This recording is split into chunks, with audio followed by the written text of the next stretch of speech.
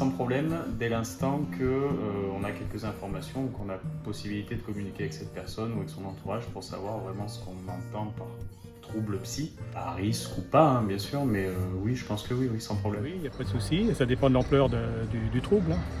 Ça dépend si elle est sous surveillance, si elle est suivie en tout cas. Une personne souffrant de troubles psychiques peut tout à fait vivre à côté de chez moi. C'est des personnes comme les autres.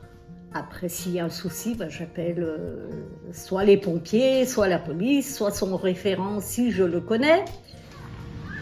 J'estime qu'une personne avec des troubles psychiques peut vivre à côté de chez moi, vu que moi actuellement je n'ai plus d'enfants, mais pour une famille avec des enfants, c'est vrai que peut-être ça serait un peu gênant. Voilà. Je suis d'accord à supporter des gens qui ont des maladies psychiques à côté de chez moi. Il y en a certainement déjà, on en voit tous les jours, malheureusement.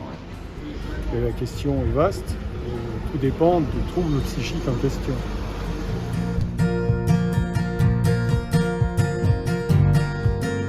L'accès à un logement de droit commun est un droit pour les personnes avec troubles psychiques.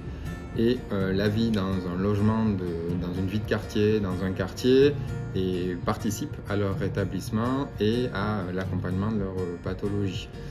Par ailleurs, 90 à 95% des personnes avec troubles psychiques qui vivent dans un appartement de droit commun dans la cité ne posent pas de problème.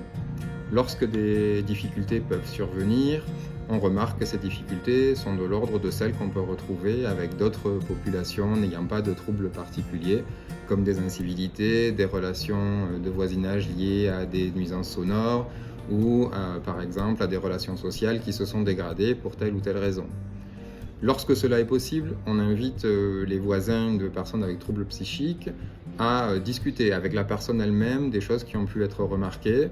Souvent, les personnes peuvent avoir conscience de ces difficultés et peuvent en discuter, agir sur ces difficultés et sur ces troubles, ou même ne serait-ce que s'excuser.